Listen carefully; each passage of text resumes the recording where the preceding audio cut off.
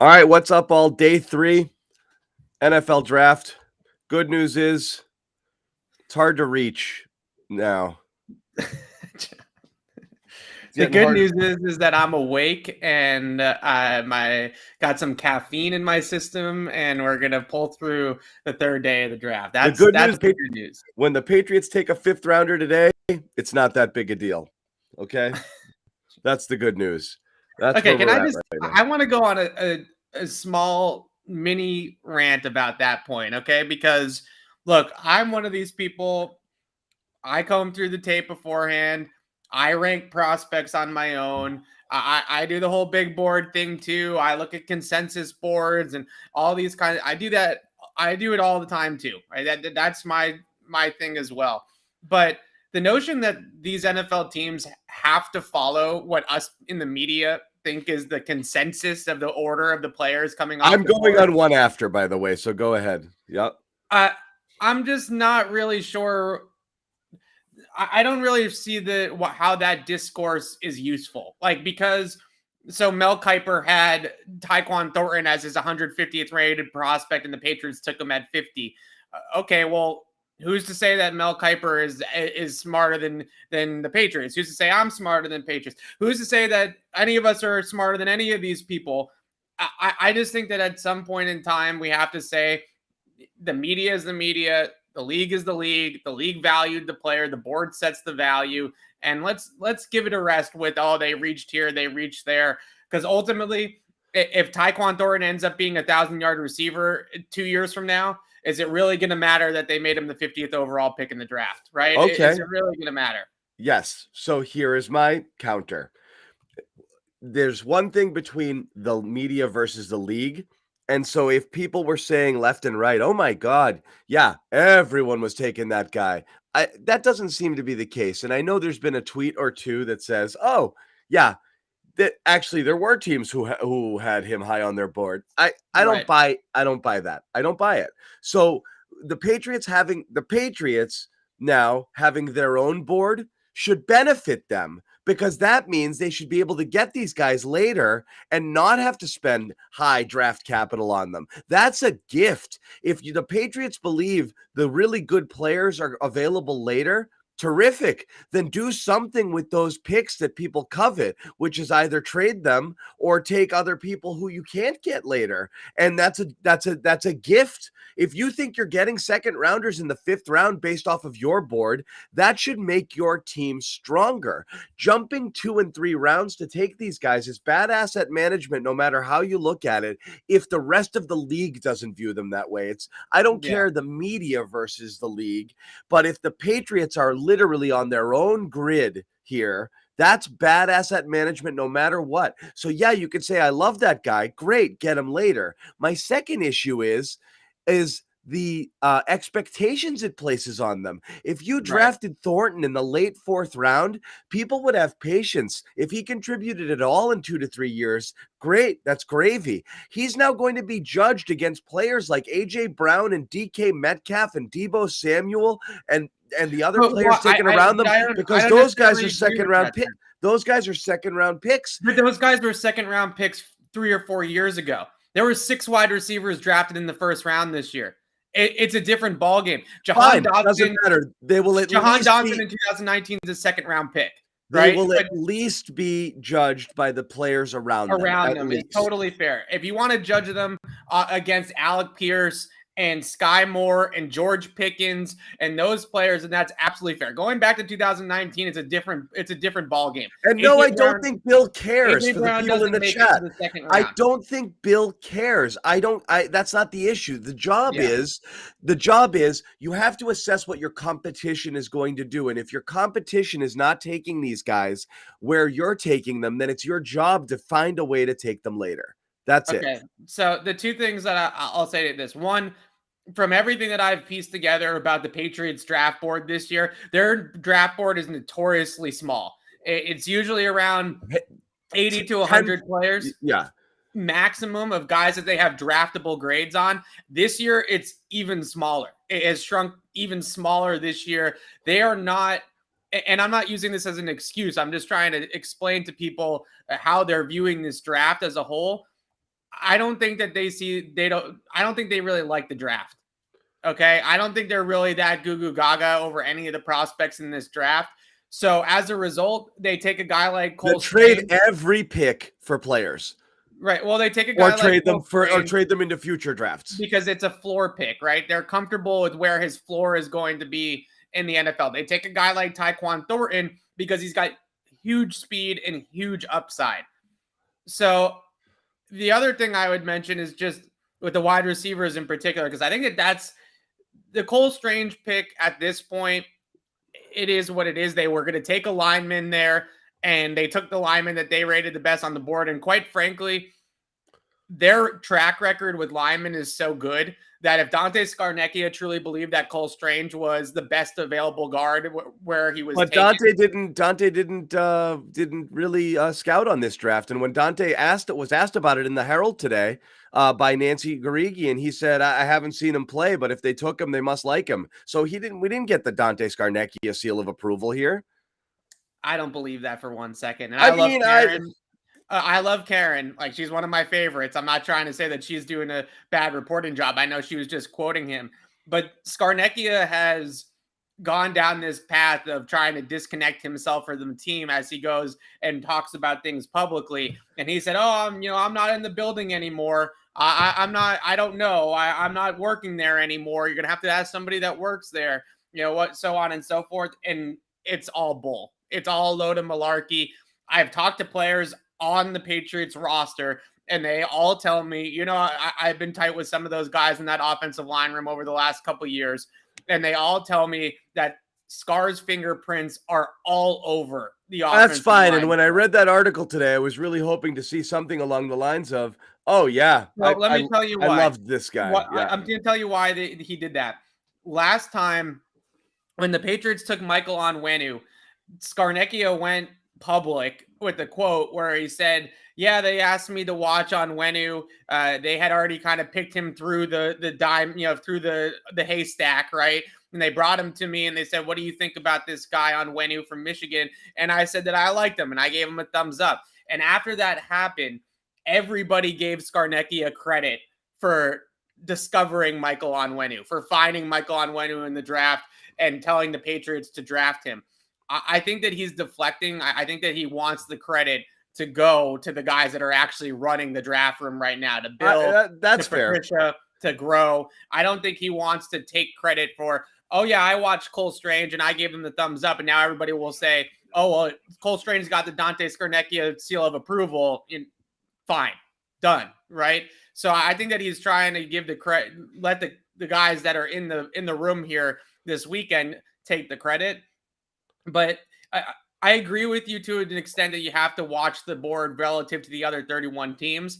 But as somebody in the media who ranks prospects and who combs through mock drafts and does this whole thing for months on end with Alex and right here on Patriots Press Pass and does this whole thing, I stop caring about what the media consensus board says. I don't care about the media consensus because we've seen it. How many guys did people have first round grades on and then they're drafted and then we're like, "Oh God, he's still there. He's still there." So that's fine. The media sometimes can get super high on one guy, not high enough on another. And that's totally understandable. But in terms of like leaping way, way, way up, the Patriots have done it twice. And maybe every other team together has done it twice. You know what I mean? Is like, so again, it's just historically on brand. So here's the other thing I'll say, and I said this on Patriots Beat this morning. And historically, it hasn't worked a ton. It worked with Logan Mankins, but it hasn't worked. McCourty. It hasn't worked a ton with other guys where like the Tavon Wilson, Jordan Richards, these second round, with like what, like this is a sixth rounder, dudes, Yeah.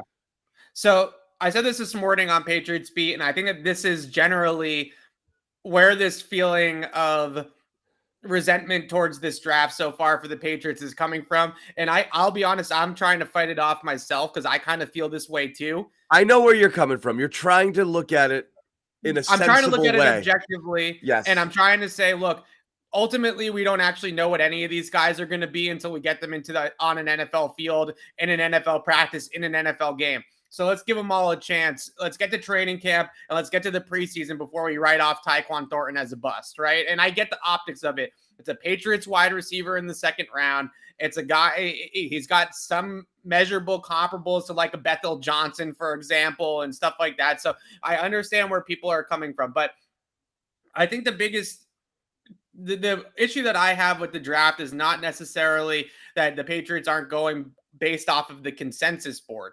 The biggest issue that I have is not even an issue, but the reservations I have about the draft are last year, the Patriots' first 2 draft picks were from Alabama, the national champion Crimson Tide. They took the quarterback and the best pass rusher from the national champion roster. Then the next 2 picks, Ronnie Perkins and Ramondre Stevenson, were 2 Oklahoma guys. Yeah. So they went blue blood, brand name prospects, and they had the best draft that they've had probably since like that Jamie Collins draft or maybe the Hightower Chandler, like in the last decade, easily. Going off of, we're just going to go Power 5, blue blood, blue chip prospects. We're not going to mess around in the draft. Yeah, so that was good. What happened? So the response to that is easily, for all the and Bill we trust and now everybody that's going to defend the wall, is they also did that in 2018 when they took Isaiah Wynn and Sony Michel from Georgia, and it didn't work out as well as it did last year. But I think that that's the problem that I look at is, okay, last year you did the consensus, you went chalk, and you hit an absolute home run of a draft. And then this year you're right back to drafting guards from Chattanooga in the first round. And it's not necessarily that I don't see it with these players, or I don't see potential with the players that they selected, but that reverse course does give me some concerns. It gives me some pause that we're back into, like you said, the Tavon Wilsons and the Jordan Richards and the, Kyle Duggars end up being a great pick, but the Cole Strange pick is very, very similar on paper, different positions, obviously, but very, very similar in terms of elite athletic tester, Senior Bowl guy, small school. So maybe if it ends up working out as well as Kyle Duggar did, then that's still a good pick. But I understand where the reservations are coming from, that you're not getting the blue blood Power 5. You're not picking teams that were picking players from teams that were in the college football playoff last year. You're taking guys from Chattanooga and Houston. Baylor's not really a program they draft from. They haven't drafted a guy from Baylor since 2006. Baylor wide receivers don't typically translate into the NFL. So you look at all these types of things, and I get it. Yeah. Real quick, before we continue on this path, because again, this is going to be the story because we're going to continue talking about this. But what do you the Patriots are almost on the clock here at 121. Yeah, some names here that you like, before they make their pick. There's 2 themes of this draft right now. The themes of the draft for the Patriots are athleticism and speed, and off the beaten path, right? Those are the two things right now. And small school guys, or guys that were ranked lower, like we were just talking about. So I look at that, and I look at Tyreek Woolen and Zion McCollum. Woolen went to UTSA, University of Texas San Antonio. Zion McCollum, FCS, Sam Houston State standout. Really good prospect from Sam Houston State. And as I say this, Jalen Amore Davis from Alabama, one of the starting corners at Alabama last year, just went 119 to the Ravens. So I thought that maybe they would be interested in the Bama corners, a guy like Josh Jober, Jalen Amore Davis. There are 2 starting corners last year. One of them is gone. Carolina apparently has traded into 120. So they just jumped the Patriots for something. For a punter. They felt like they had to jump the Patriots for something here. So we'll see what it ends up being. But yeah, look, I look at it, and I still would love to see them double dip at corner. To me, Marcus Jones is definitely a slot corner. He's 5'8". He's not going to play on the outside. He's 100% a slot corner. And I also think they see a lot of value in his return ability and his ability to contribute in that vein. So they got kind of, the football player, right? They got the guy that's just a football player, and they'll put him somewhere, and they'll find a role for him on defense, and they'll let him go off on special teams. And that's kind of the way that they're going to go with that. Now I would like to see the pure outside guy, the pure outside corner. Whoever's the highest outside corner on your board is who I would take with this pick. They have 3 picks in the 4th round. They can hit other holes on their roster, other places. You know, they want to take a running back. They want to take a defensive lineman. They want to take a linebacker. You know, they can go ahead and use those other 2 4th rounders on guys like that. Here, I still am look at their depth chart. Outside of needs, where is their depth? Where is the depth on the Patriots roster right now? Where is the depth in the draft? Where is there still talent in the draft? I think, okay, so the Panthers leapfrogged the Patriots for Brandon Smith, the linebacker from Penn State, which definitely could have been a Patriot target. The Patriots are now on the clock officially. Brandon Smith is a very, very good athlete, huge combine tester, really raw, but has the measurables. There's been some comparisons in the past to Jamie Collins with Brandon Smith. So clearly the Panthers thought that the Patriots were going to take Brandon Smith at 121. I could definitely see that as a fit. I had him on my big board, so there's a chance that maybe that is actually the truth, and the Patriots just lost their guy here. So it'll be interesting to see if they make a pick still, or if they try to trade down now if Brandon Smith was their guy. Gotcha. Okay. So Patriots are on the clock, pick 121. Also, you know, trade possibilities, teams trying to jump in here into this 4th round are always possible. You know, if you're having Kadarius Toney sorts of conversations, they begin right around now. Other names I've seen, you know, possibly Arizona Cardinals looking to move in to this round. Andy Isabella is a guy that could also be dangled potentially. There's no trade interest in Andy Isabella right now. I know. I think it's really funny when these reports come out today on the draft that Andy Isabella. There's been no buzz on Andy Isabella. I know. Okay, so the Patriots took Jack Jones from Arizona State, a corner, outside corner. This is, again, they're going off of their board. They met with Jack Jones several times in the pre-draft process. This is a little bit high for him. I'm keep saying that. Jeez. Jack Jones, though, a story that I would say is very, very similar to what the Patriots had with J.C. Jackson and Malcolm Butler. Jack Jones originally committed to USC. He was a Trojan. He played at USC for a year, and then he flunked out at USC for academic reasons and eventually transferred to Arizona State. A very, very sticky, very, very good man coverage corner, got really good ball skills. This is a good football player, and they've met with him a bunch.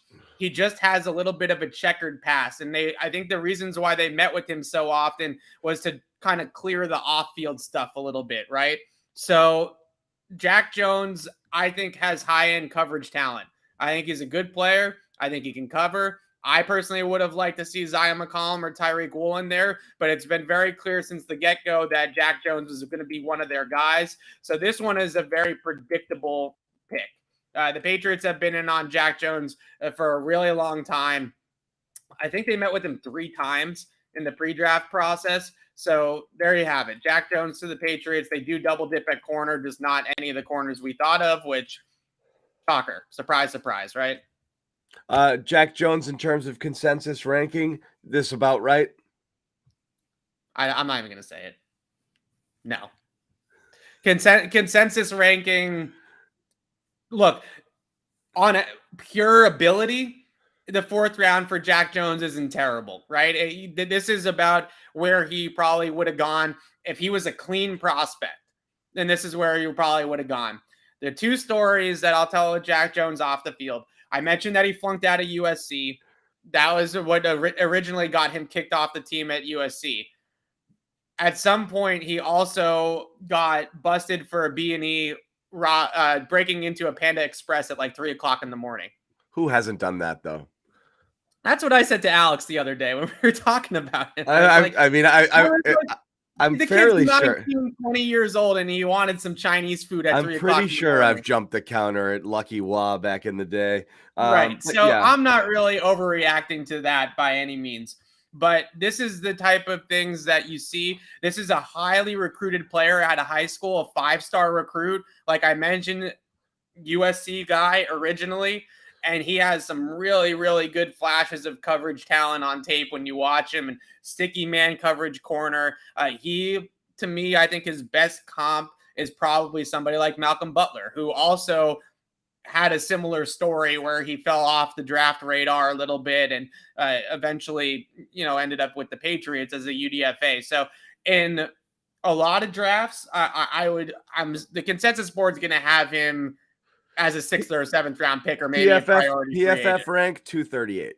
Yeah, no, definitely not going to be close on the consensus board, but they're type of guy. They've been all over him for a couple months now. This is easily one of the most predictable picks of the draft. But I know everybody's going to sigh. I know everybody's going to be upset. The consensus board says this. He's a talented kid. He's a talented kid, and he can play. So I think let's wait and see on this one. I think he's going to end up being a pretty good pick here. I don't know exactly what his ceiling is. I mentioned Malcolm Butler as a comp. I think from a size standpoint, obviously the story, those types of things, I think that's an accurate assessment of him. Also, Arizona State product. The Patriots have fallen in love with that program for some reason. They've been all over Arizona State. Well, I mean, when it works, right? Is that sarcastic? Oh man. You can't be surprised by this pick. That's all I'll keep saying is I think it just sucks to be you, Evan, because all of the homework, all of the studying, you're gonna have to study different in the future. No, I mean I knew that Jack Jones was going to be on their board. He's on my big spreadsheet, right? I just thought that they would wait a little bit. Now it is you have in your 7 stages of grief, you have launched all the way into acceptance already. You're like, this is what they do. It's just what they do. In a draft like this is what they do, right? In a draft that really has no feel to it whatsoever, they're just going and drafting their guys. Like I said, they've been all over Jack Jones. They've been all over him. They've been meeting with him. They've met with him a couple of different times. They worked him out. So he's got real coverage traits. He's got real coverage skill. Right now, at this point of the draft, I mean, Jalen Amore Davis went at 119. Brandon Smith went at 120. I thought both of those guys would be guys they would consider here. Amore Davis, for reference, I had him as CB 18 on my board. I had Jack Jones as CB 21. So we're not like super far off here, right? Yeah. In terms of where my rankings were. He has also another 24-year-old rookie. He'll be 25 during the season. Yeah, right, because he transferred, and that's this draft, though. I think the criticism of the ages of some of the players, just not even Patriots wise, but just in general, because of the COVID season, everybody's old in this draft. There is no 21-year-old rookies in this draft. Everybody was in college for 5 years. Everyone is old, and they're aging the rest of us with these picks. Yeah, everybody was old. Some guys were in college for 6 years, and then you throw in transfers like this kid had and stuff like that, and you're gonna, this is exactly what's happening. But yeah, the whole age thing, I wouldn't get too. The Patriots, first of all, don't give a shit about the age, quite frankly. Kyle Duggar was a 25-year-old rookie too, so they really do not care about the age. It's not a factor for them. When they're only planning on signing them to one contract, I guess it doesn't really matter. Right. So I think that this is somebody that can seriously, and like, again, with the age thing, you had the COVID season. Some of these guys transferred. So you get to 5 or 6 seasons really quickly because of that. So that's what's going on here with all of those types of things. It just, everybody relax. All right. Everybody take a deep breath. Okay. Jack Jones is, again, really, really talented player. A 5-star recruit coming out of high school. Really good year last year at Arizona State. Really good freshman year at USC. If he had stayed at USC for all 4 or 5 years and didn't have any issues off the field, then this is where he should go.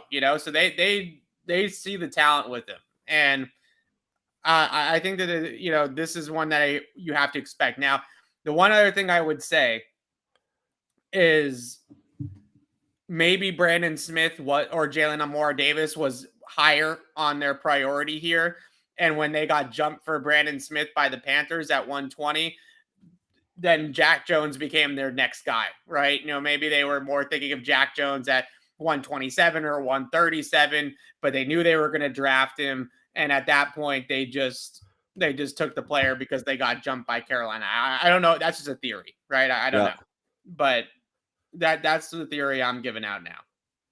Okay, that's your theory. I can see it in the chat. I can see it in John's face. Like, this pick, I can't be mad about this pick because I knew it was coming, right? Like, I knew at some point on day 3 they were going to take Jack Jones. It made too much sense. I was hoping that they were going to take him in like the 6th round with one of those 6th round picks. They got 3 of them. That's where I was hoping you would go, but that's not the draft the Patriots are running right now. Why take 6th rounders in the 6th round, Evan? That's just what they'll be expecting you to do, you know? It is crazy to me that based off of how they drafted, they clearly have guys rated a lot higher that other teams have a lot lower, other people have a lot lower. Or as you said, Evan, if you've crossed so many names off the list, you know, like, are there guys they've even evaluated at this point if their list is so small? You know, well, that's my point is, why make the trade with Houston for the extra 6th and the extra 7th if you're taking Jack Jones in the 4th round and Cole Strange in the 1st round? Like, why add more picks? And then they traded back a couple of times already as well. They traded back in the 1st round, and then they traded back last night in the 3rd round. So why keep accumulating picks in a draft that you have a small board on? That part of it I'm a little bit confused by. But yeah, look, Jack Jones is a really talented player. He went through it a little bit in college. He's got you know, some flags, right? So we'll see. Yep. I think the best comp that I can come up with for him is Malcolm Butler. I think some people will go JC Jackson because JC had a similar, you know, started at Florida, transferred to Maryland, you know, that sort of thing. But I look at it and see more Malcolm Butler with Jack Jones. But JC did stay at FBS, right? So he transferred from Florida to Maryland. So I guess in that sense, but I don't see necessarily the pure ball hawking with Jack Jones on the levels that we saw it with JC in college. JC was always going to be an INT machine. That guy had great feel, great ball skills. Whereas Malcolm is one of those, he's always in your shirt, but he's not making nearly as many plays on the ball. Right. Yeah. So I think in terms of pro comparison, I'd more steer towards the Malcolm Butler comp. Yeah. Yep. So that's what you got. And you've also got Malcolm Butler. So Patriots now have, you know, still, oh no, we're missing one. 127 still. Yeah, we got 127 and 137. Yeah, 127 and 137. And then to go, Chargers made their pick here at 123, so we're a few picks away. You've double dipped at cornerback, Evan. Again, it's at this point, forget guessing players. It's pointless. But I'll ask you 2 questions. Position of need, you think it would be worth addressing with one of these next 2 picks? Yeah. And just throw me out again, you know, since corner's probably off the board here, throw me out another player that you like that, you know, you might get geeked up if they snatch up here. Yeah, I think that when I look at the rest of their needs, I still think they need to address the front 7 in some capacity, whether it's a defensive lineman or a linebacker. I think they need to get another body in the front 7 that has some upside. Darian Beavers has had a slide here. Maybe he's somebody that could potentially be on the Patriots' radar. I think that would be a really good value pick here. We talked about the Patriots overdrafting guys. If they get Darian Beavers in the 4th round, that's a guy that they got much later than he was projected to go. He was projected as like a 3rd round pick. They get him here at 127. That would be, believe it or not, John, that would be what we call a steal in the draft, right? So that's a different direction. Do that. If they go with Darian Beavers. Steal stuff like you're robbing a Panda Express. If we're going positions in need, I still think they address running back today. That's what I was. So I think is exactly that. Is that I think running back is one of the. Yeah, so they took Ramondre Stevenson, I think, at 120 last year. So this is sort of the running back round. And there's the Matt Araiza possibility, which again. Oh my gosh. No, I don't think that they've given themselves enough of a home run draft at the top to take a punter. I don't think they care, Evan. I don't think they care. And I think I did think if they were going to take him, they were going to take him right here. Because if you want him, why wait at that point? Yeah, A kicker did go. The Jets did take Cade York. yeah, they took a pure kicker, not a punter. So I don't know. Was it I Jets or think the running Browns? The back, Browns. I still think defensive front seven, wherever they view that need, whether it's linebacker, whether it's edge, whether it's D line, wherever they feel like they need to get a player that they can plug in, I would expect them to go at least in that direction at some point. And I guess the one other thing I would mention is maybe, and Matt Groh last night said that they're not pigeonholing Cole Strange to guard. They could maybe worker and see where he fits the best. They But do need some O-line depth here, and I wouldn't be I stunned to think see a them double dip. tackle, I think Yeah. a pure left tackle would be a really interesting or a good way to go here with this pick. And I can't remember who's available in that realm. It's not a very deep tackle class. I think Rasheed Walker from Penn State is still on the board. He would probably be my top tackle available. So I could see them going tackle, and that would be an interesting direction to go. And we're at 125 was Erica Azukama from Texas Tech, the wide receiver. Is there any slot type receiver that you like out there right now? I do, but I'm not on board with the notion that double dipping at wide receiver makes sense. They, after drafting Tyquan Thornton last night, they have 5 wide receivers, and I'm not even including N'Keal Harry because he's going to either be traded or off the team. They have 5 wide receivers that are going to be on the roster next year, currently on the roster with Tyquan Thornton coming into the fold. So are you going to carry 6 guys? And when you draft a guy in the 4th round, you're not cutting a 4th round pick, right? He's going to have to make the team. So what are you doing with them? You know, I guess if you think that one of these guys like a Bo Melton maybe is like a developmental slot, and maybe you think of him as like more like a long-term project as a slot receiver. I think if you're going to double dip at wide receiver, which again, I just don't understand, they don't have the playing time for it. So the guy that they take at this point in the draft, Tyquan Thornton might already have a tough time playing as a rookie with the depth chart that they have. So I believe Tyquan Thornton is very likely headed for a medical red shirt. That's just my opinion. So if Tyquan Thornton even gets on the field, that's pushing it. So to draft a receiver in the 4th round here, I could see it, you know, if they pick up like a Britton Covey or Slade Bolden or something like that in the UDFAs, you know, later today, then maybe that's one thing. But in terms of the draft, I don't see it. The one guy that I would mention, you drafted the 4.28 guy on the outside in Tyquan Thornton. Kyle Phillips from UCLA is not a player I'm super high on, but he is a Danny Amendola, Wes Welker type. I wouldn't compare him to Julian Edelman, but I compare him to those 2 guys as a guy that's going to play 90% of the time in the slot, and he's going to run all those little quick routes over the middle, all the juke series option routes and all that kind of stuff, and get open within the first 5 to 10 yards of the line of scrimmage. You already got the down the field guy. So if you're going to draft another wide receiver, you got to pair him with an inside guy. So maybe they look at a guy like Kyle Phillips and they see that value there, but ultimately, I think that we're talking. I think they need to address the defensive front 7 with this next pick. It could be running back. They are on the clock here, 127. So we'll see what happens.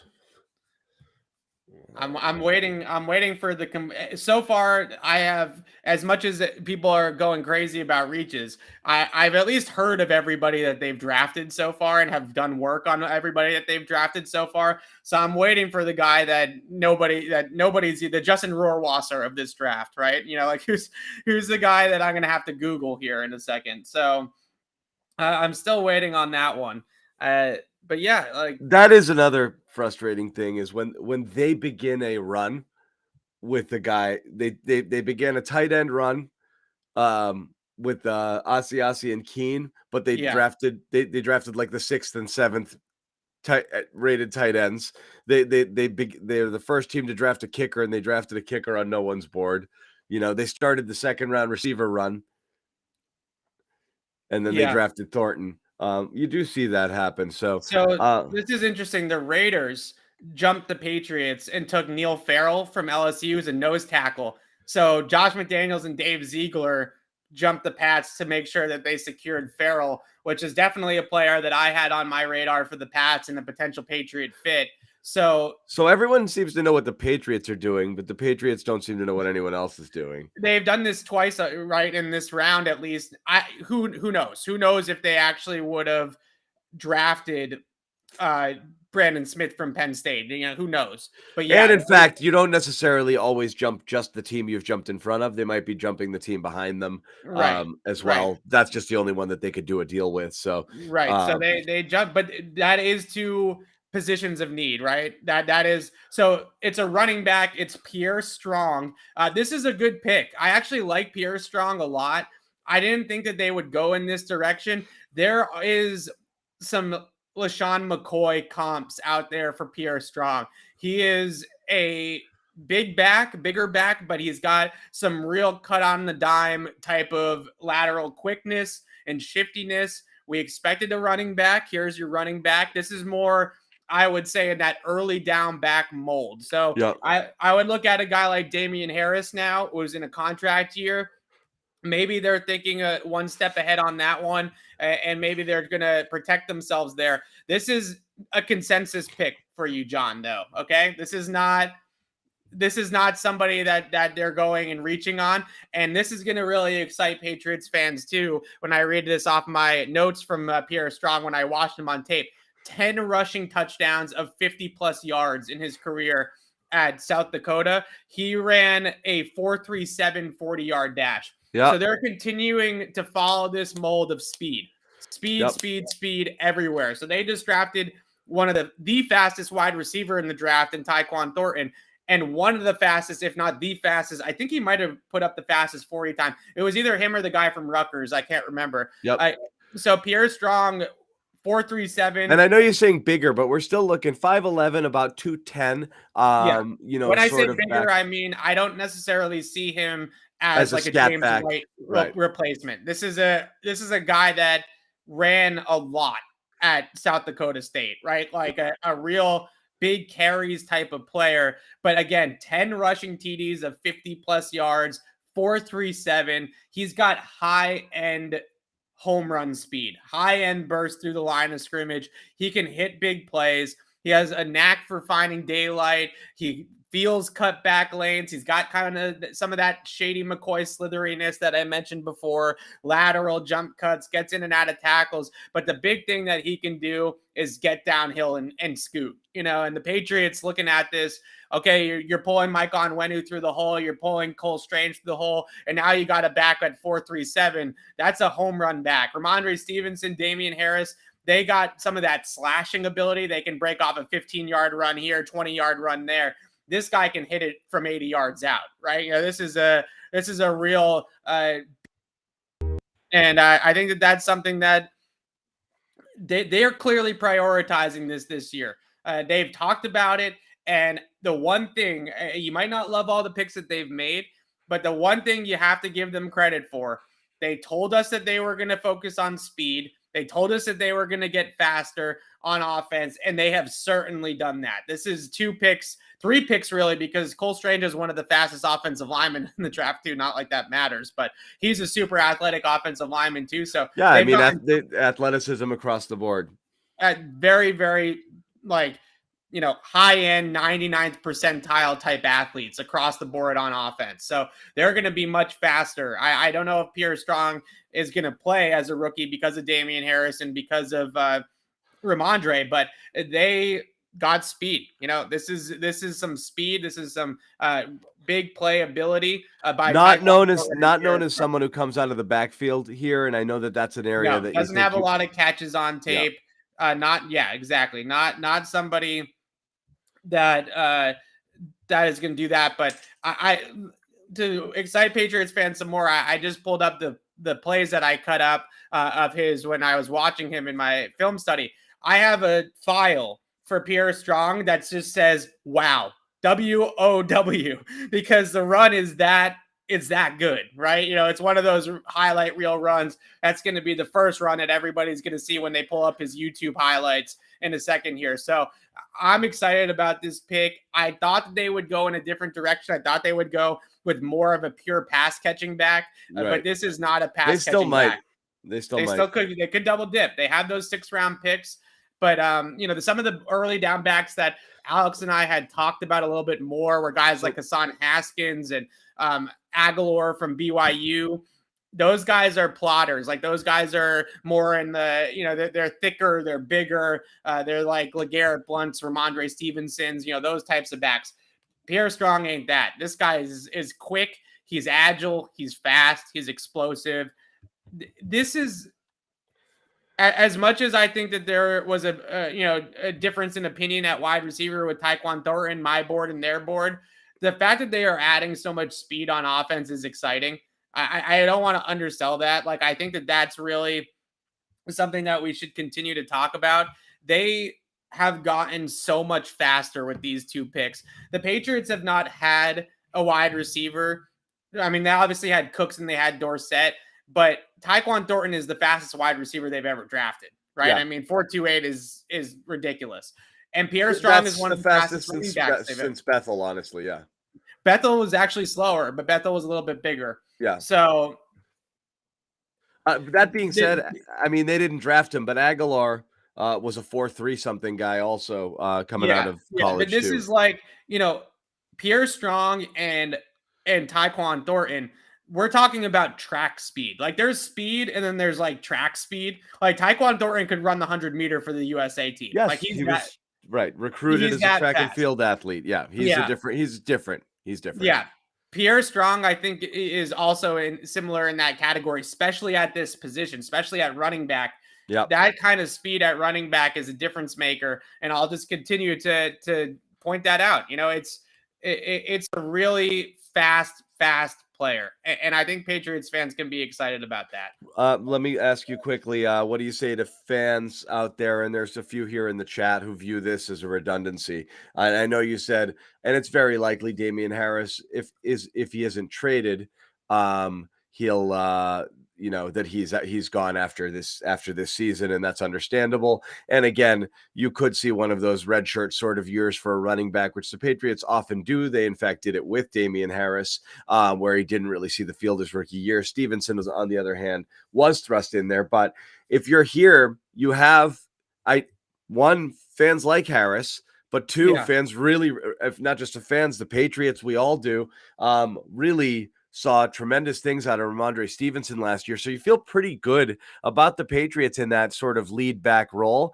And Stevenson is only in year one. So drafting another kind of early down back 1 year after him, what are your thoughts on that? And again, obviously Harris currently being on the roster. The one thing I will say, because I really like the player. So the one thing that I'll say about Pierre Strong is, although he wasn't used as a pass catching back in college, he's got such great athleticism and such great speed that maybe they could develop him. He's not going to be James White, right? He's not James White. Maybe he's a little bit closer to Shane Vereen, though, or somebody like that they can develop in that vein and maybe get a little bit more pass catching ability. When you have they did draft Ridley and Vereen in the early year to kind of be the Thunder and Lightning sort of 1-2. When you have a guy that has 4.37 speed and has the agility that he has and has the explosiveness in the 10-yard split, his 10-yard split was 1.5 seconds. That's the 91st percentile. So this guy's explosive. I mean, that was actually, I think, faster than that might even be faster than Thornton's. Thornton might have more of that long speed, right? So it just.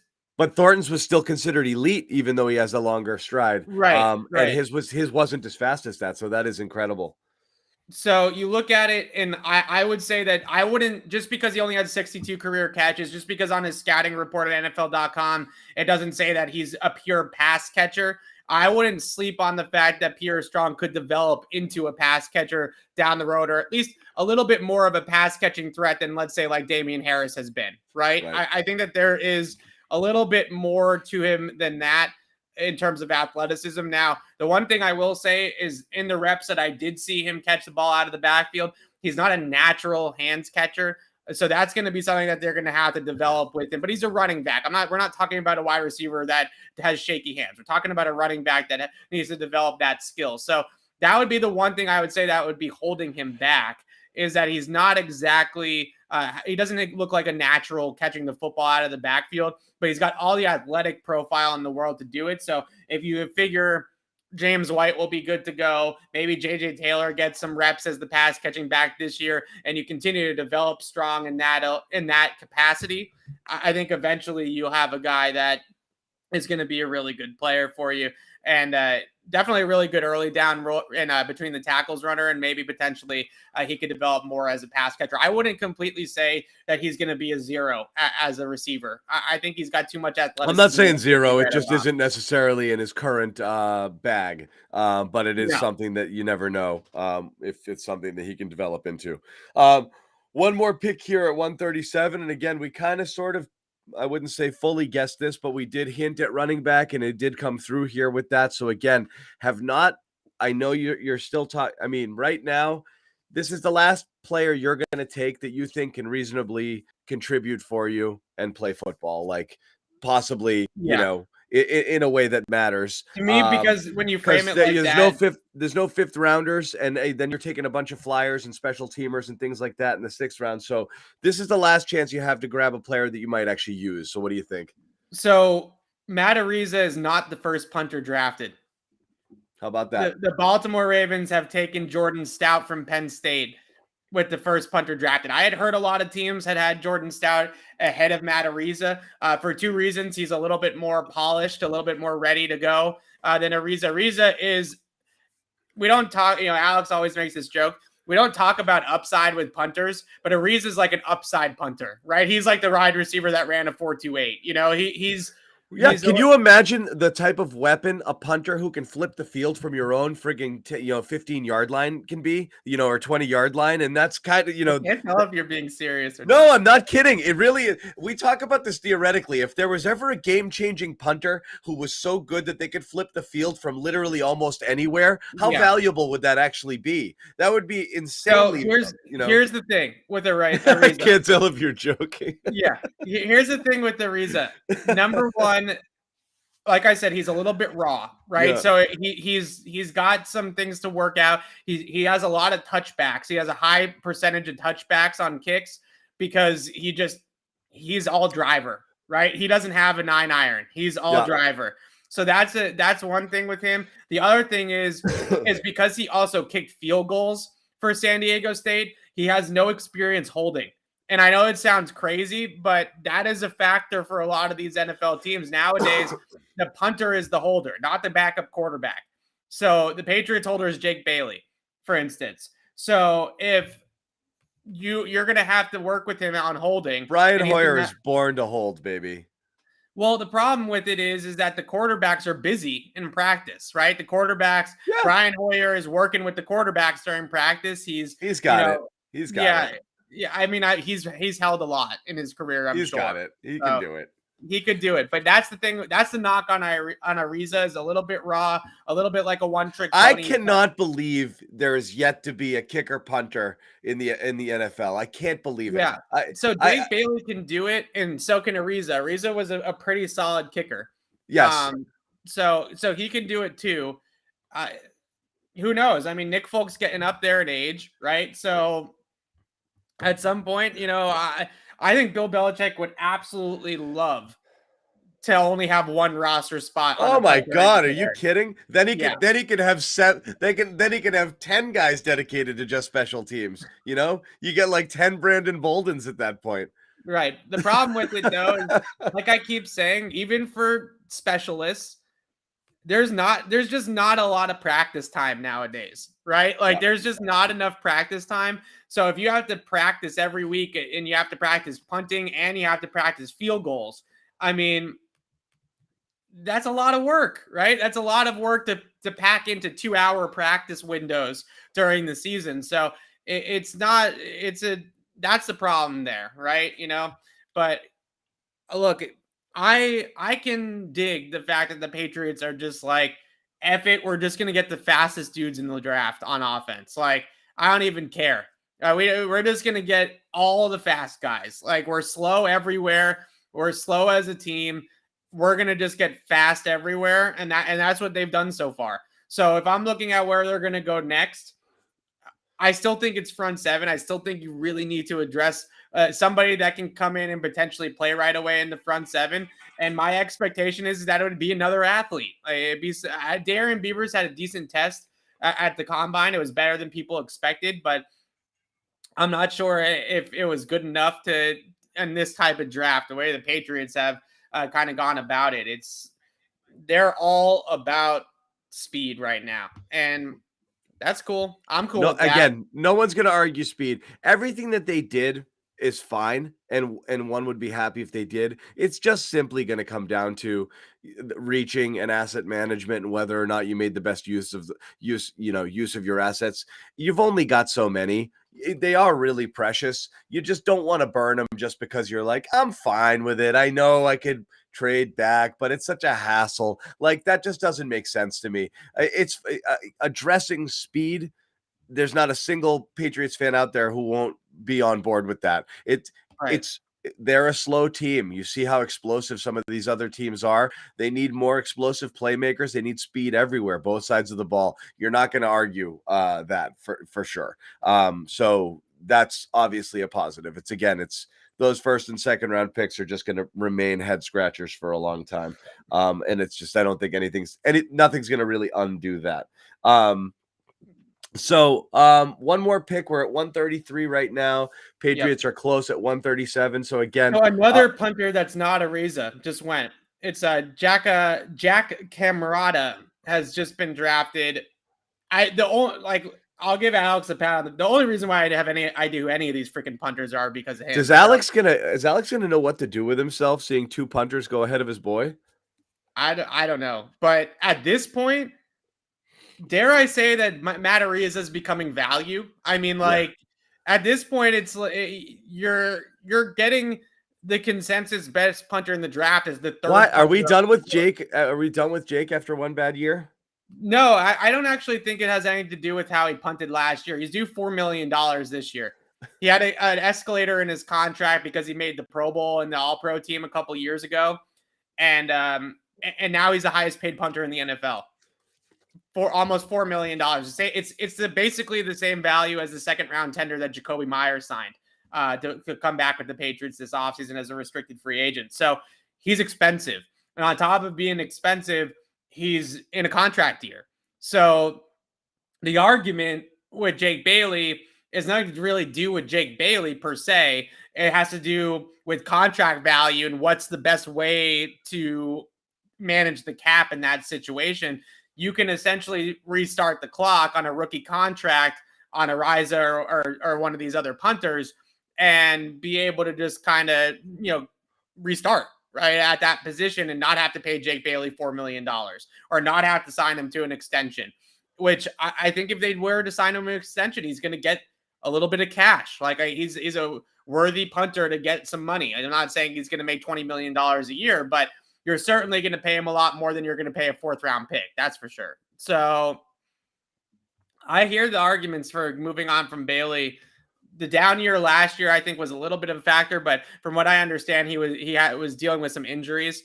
So when he was punting last year with his knee, he was on and off the injury report all year. So I think that maybe a healthier Jake Bailey is more like the guy we saw in 2020, but something's going on with Ariza. Maybe the holding thing's a factor. I know it sounds ridiculous, but when he started to talk to special teams guys, if we had Cam McCord on right now, the Patriots special teams coordinator, or Joe Judge or someone like that, they would tell you that nowadays, Belichick talked about it. He was asked a question last season about long snappers. Remember, he went like 45 minutes on long snappers.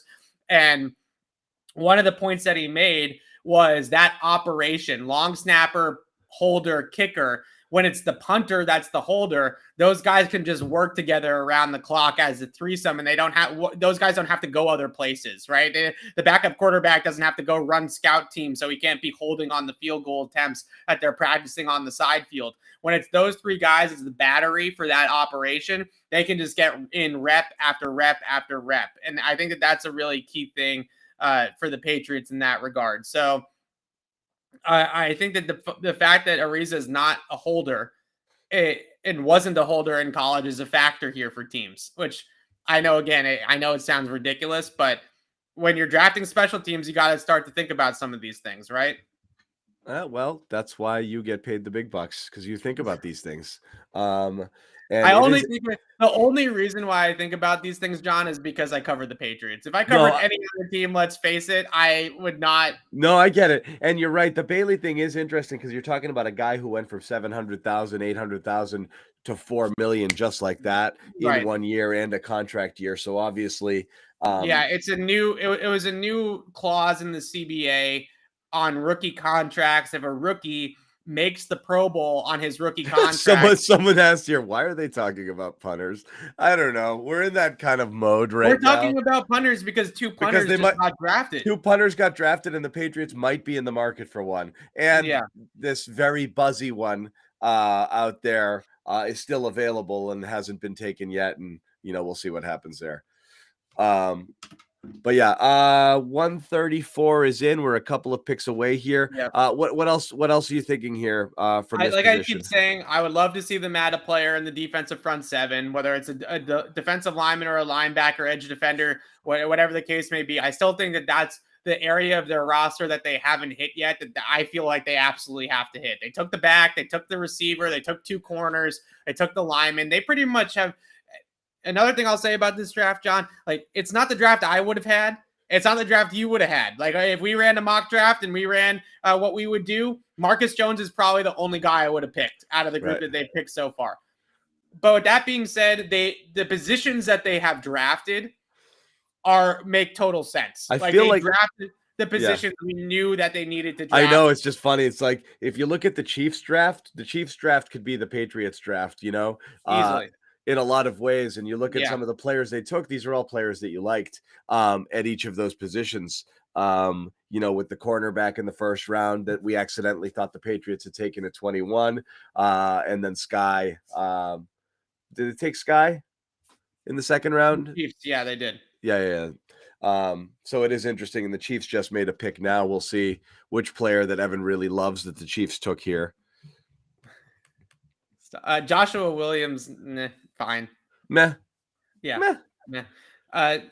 So I think the Patriots are technically on the clock because everybody's like way behind. Everyone's behind. Yep. Yeah. So it's we haven't heard 136 yet. That's the next pick to be announced, but the Patriots are at 137 here in this round. So like I said, like I was saying a second ago, though, it might not have been the draft it might not have been the prospects that you would have picked at those positions, but this is exactly the positions that we all expected them to go after, right? Guard, wide receiver, corner, running back. So far, that the only position that maybe linebacker did not happen. Linebacker. So they still have some linebackers out there. I can't believe that Darian Beavers is still on the board here. Real impact stud playmaker for Cincinnati last year, who obviously was in the college football playoff.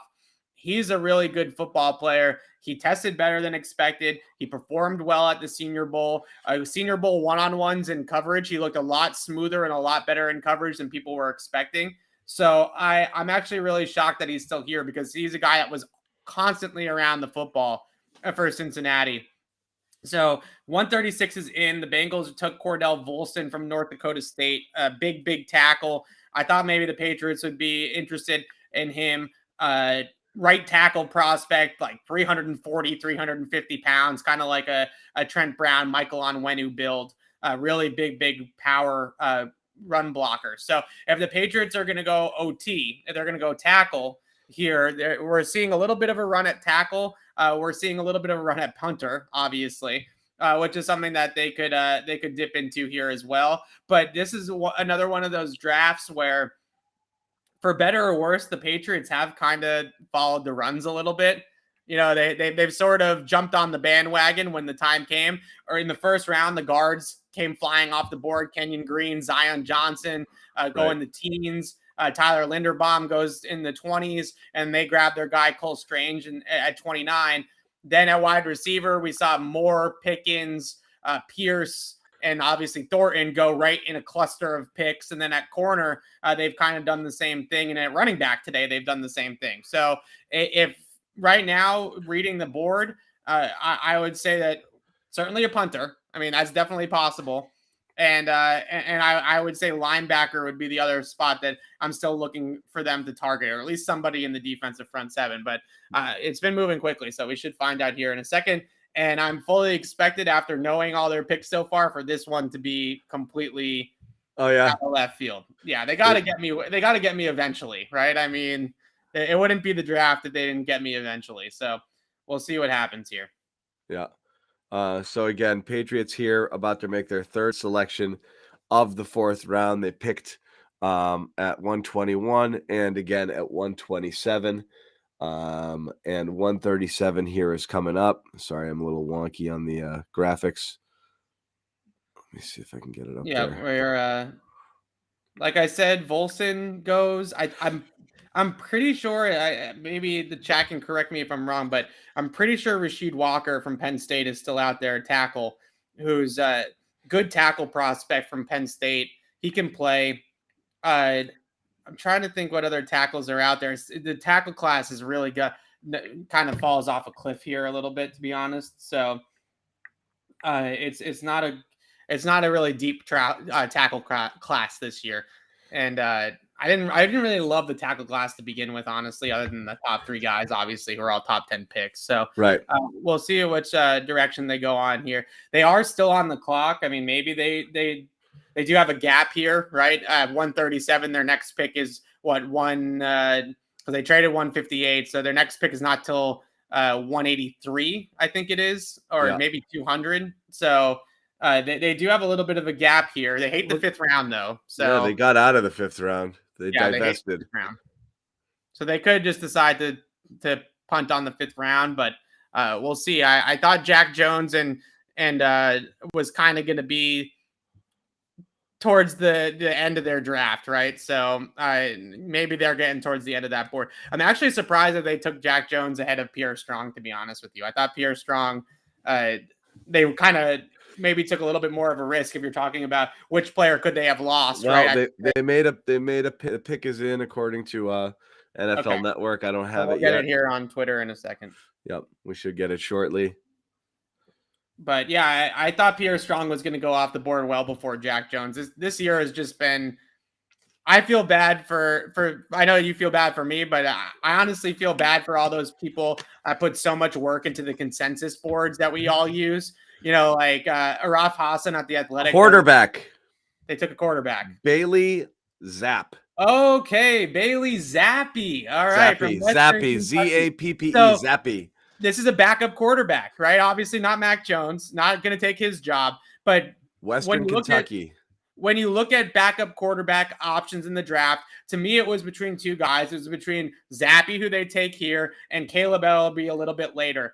Zappe he's a poor man's Mac Jones, right? He's a good processor, accurate pocket passer. And when you talk about backup quarterbacks, you want to make sure that your backup quarterback can mimic what your starting quarterback does. If you have a backup quarterback that's, I know a lot of Patriots fans know the name De'Ara King from Miami. If De'Ara King's your backup quarterback, it's a completely different offense, right? It's like having Mac Jones backup Cam Newton.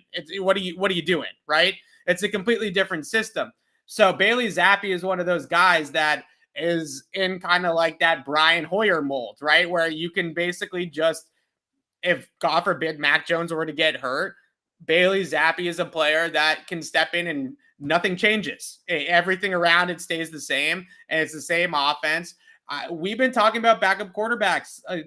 Fourth round for a backup quarterback was not what I was expecting, but I should just stop saying that because this fourth draft is not what I'm expecting. Bailey Zappe, though, clearly there's two things going on here.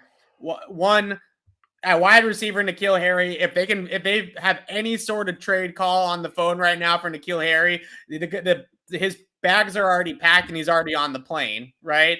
And the other one is Jared. Why is that? Because of Tyquan Thornton, right? N'Keal Harry is out the building.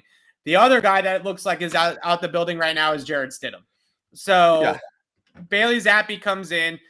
Brian Hoyer is your backup this year. He's your de facto quarterback coach, if you will. And Zappe is now going to be your long-term backup QB to Mac Jones. a lot of people really like the value of Zappy. It's a bad quarterback class, and there's going to be some people I think that are going to have Bailey Zappy as one of the better guys out of this group. He's put up insane numbers in college. He's really accurate, like I said, good processor. So he's somebody that projects as a long-term backup quarterback for the Patriots. Well, it's again, that's not the kind of thing that, like, So here's the numbers I was looking geeks for. up a fan base. A guy So I was who looking for his when you his draft a numbers. guy you hope never plays, that's not the most exciting thing. Well, we're in the point of the draft. Clearly, But the I Patriots understand it's the point of the draft. But again, there were still some needs that could have been filled and a couple of players, that you could take there. I understand this. Again, you're trying to do business here, and there are needs that you have, and one of those needs is potentially a backup quarterback long term beyond. So obviously, Matt Jones is the guy. But listen to these numbers. At Western Kentucky last year, he broke the single season NCAA record that was previously held by Joe Burrow. He had 5,967 passing yards last year and 62 touchdowns at Western Kentucky. 62 touchdowns. He is considered the smartest quarterback prospect in the draft, too. I should mention that. Player coach. That's like kind of the scout term, right? Or on-field coach or whatever scouting term you want to use there. This is a long-term backup quarterback. And I'm with you in that there were other areas of the roster. And I think the biggest thing that you look at now is there's such a gap between where their next pick is and this pick. That is this a 4th round pick though? Or is this a 6th round pick? Oh no, Zappy was a consensus 4th round pick. Like this is not. They're not like picking him out of left field. Like this is not a UDFA that they picked in the 4th round. He was considered to be here. I want to say right in the middle of the 4th round. I've seen him after. I mean, kind of after maybe. The top 4 or 5, I saw his name pop up in the 6, 7, 8 range in terms of overall quarterbacks. And again, not a great class, but after the top guys that went, Zappy again was considered. Yeah, I'm seeing here now 107 PFF grade. So yeah. No, this is a consensus pick. I would say that so far, Marcus Jones and Bailey Zappy and Pierre Strong. Those 3 guys are all consensus picks, right? Yep. Those are all guys that were lined up to the board and all that kind of stuff. I don't know. I think Bailey Zappy is a useful backup quarterback. I'm with you that they probably could have drafted a player, especially at linebacker, that maybe could have helped them in a bigger capacity. And like you said, you hope that Bailey Zappy never plays it down for the Patriots. That's the hope. And they probably could have gotten somebody that could contribute and could play. I think a lot of comparisons, if you're looking for a player comp, I said Brian Hoyer. I think a lot of people see like Nick Mullins in him too. That's like a decent one as well. But yeah, we talked about him. It's earlier than I would have. I pegged him as the backup quarterback in the 6th round. But maybe they feel like they can still get talent. Maybe they like some of the guys in the 6th round better than I do. Who knows? But you look at punter now. You can forget, this is not going to be a punter draft for the Patriots. Arise is going to go here in the 5th round. Stout's gone. The other punter that Alex really liked is gone too. Kamara, whatever his name is. So we're kind of out of punter range at this point. You're out of punter range. Yeah. I don't know. It's weird draft, man. Weird draft. What else are you going to say? Well, what we do know is that's it for the 4th round. There's no 5th rounders. There's only 6th rounders. So let's put a bow on the beginning of day 3 so far. Are you pleased with the selections? The most exciting one by far to me is Pierre Strong. It's Pierre Strong, right? I think that he's a legitimate running back prospect. I mentioned the home run speed. I mentioned the lateral cuts and the smoothness of his running style. But to me, all 3 of these guys, and obviously most of all Zappy, I don't know if any of these guys play next year. I think at this point in the draft, they've kind of looked at it and said, we're kind of the guys that we think could contribute to us in year one are kind of done. We're kind of off the board at this point. It's Jack Jones, I mean, maybe could. That Jack Jones is more of like an upside pick. So if he comes in and he hits that upside, then maybe. But I still think that he's somebody that's going to need a year in the system, that's going to need to be groomed, that's going to need to be brought along a little bit as well. The best player out of the day three guys so far is Pierre Strong. That's the guy that I'm most excited about. But I'm not super sure that any of these guys are going to contribute in 2022. This list to me looks like a little bit more of a long-term play, especially with Strong and Zappy. Like those two I mean, guys. in reality, I don't know what you're going to expect out of Thornton in year one either. So you could be looking at year two for a lot of these guys. I think Strange is the only one expected to jump right in and play. Yeah, I guess that's and fair. Marcus Jones, you might see on some special teams. Right. Yeah, I guess that's fair. I can't really argue too much with you on that one. Tyquan Thornton, I think, could play if it still is not going well for Nelson Aguilar, right? And that's not a fit. Then potentially you could see him play in that role, in that field stretching role as a rookie, where he's basically just kind of running wind sprints on the outside for the most part. But I hope not. When I talk to people like last year, for instance, when we would talk to Trags when he was out at Bengals camp, he was like, guys, Jamar Chase is just different, right? Like he was just right away, day one of training camp, he was like, Chase is just unreal, And you talk to other people, obviously Chase is a top 10 pick, but you talk to other people that were in the AJ Brown's rookie camp, or were in DK Metcalf's rookie camp, or were in Deebo Samuel's rookie camp, and you just know it right away with these guys, right? Justin Jefferson's rookie camp, right. CeeDee Lamb, it instantly flashes for these players, and I hope that that's the case with Tyquan Thornton, because I say that on the contrast, I knew right away with N'Keal Harry that he didn't have the speed to be what they thought he was going to be. You could just tell as soon as they were in camp. Stephon Gilmore could not have been more up his shirt for that rookie mini camp and rookie training camp with N'Keal. And I hope that Tyquan Thornton shows me something when we get out there. Even we're going to be able to go to OTAs and mini camp like next month. I even hope it's right. Or it's actually this month. I hope it's right away. I hope we can see it then. Because most of the time at that position, you either have it or you don't. There's really no in between. It's either you're a stud or you're going to bust out of the league. Like there's really no gray area.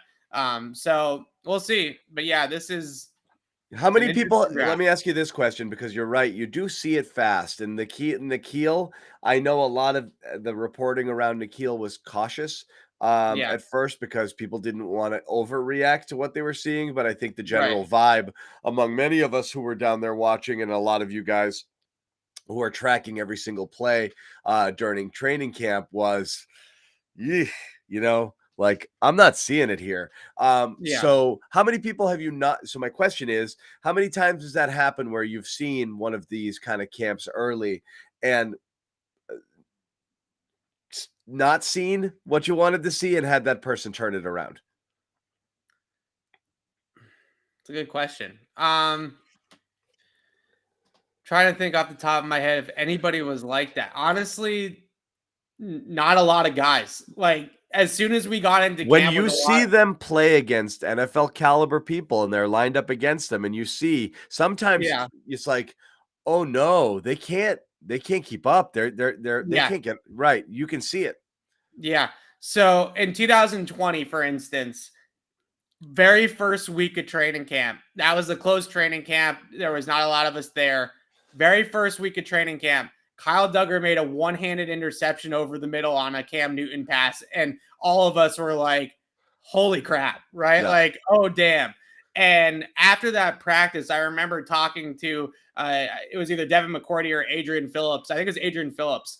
And Adrian Phillips is like, this dude's different. Like this guy physically, you knew he belonged, right? And I remember Adrian Phillips being like, the only thing that I've seen like this is Derwin James. And all of us were like, whoa, you're just like Derwin James. Like, right. Let's calm down. You know what I mean? But that was sort of with Kyle Duggar, it was instantaneous. Like, he was a difference maker instantaneously.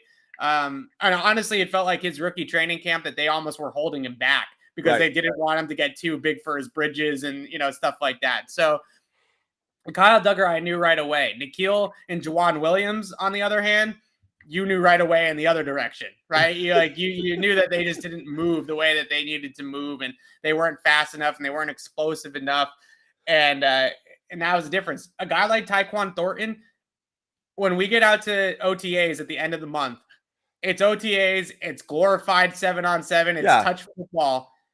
He should be a monster. He'll look great because he's going to just be run fast. That's what you do. But as soon as it's contact and holding your ground and being able to run stride for stride for somebody who's pressing you and contested catches and that stuff, and he puts his little beanpole frame up against him, that's going to be a different story, which is fine if you're running by people, which, you can do. But I mean, again, that's the difference in the NFL. And that's why guys sometimes with just straight line speed, they're not competitive like an Aguilar or like a Dorsett, because they're just not able to physically kind of compete with people all the way down the field. That slows enough where that explosive speed is almost negated. Yeah. So I if we don't see it with Tyquan Thornton in OTAs and in minicamp, then it's one of those situations where then you're already like, ugh, because that he should thrive in that type of environment. Nobody can tackle him. Nobody can really be that physical with him. That should be Tyquan Thornton's show when he's out there. So we'll see. But I like, he's grown on me as a player. I will say that. He has grown on me. I see a lot. His releases are really good. And we've talked about releases and how that's been an issue for N'Keal Harry his entire career. Tyquan Thornton is the opposite. He's sudden. He's explosive. He can move laterally. He can avoid press coverage with his footwork and his lower half. So he's got that ability. I think the other thing that they really like about him is ball skills down the field. His ability to adjust body control, track the football in the air. They like that about him.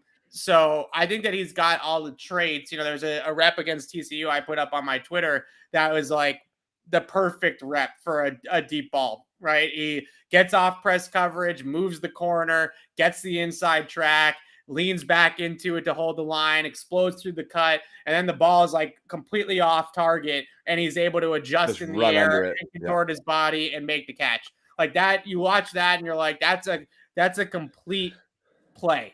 That's like a Tyreek Hill kind of play, right? And that's what you're looking for with him all the time. So we'll see if that happens. But yeah, it's going to be interesting.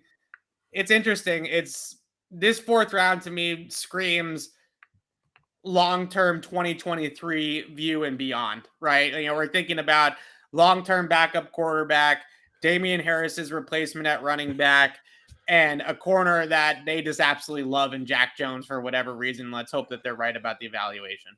Right.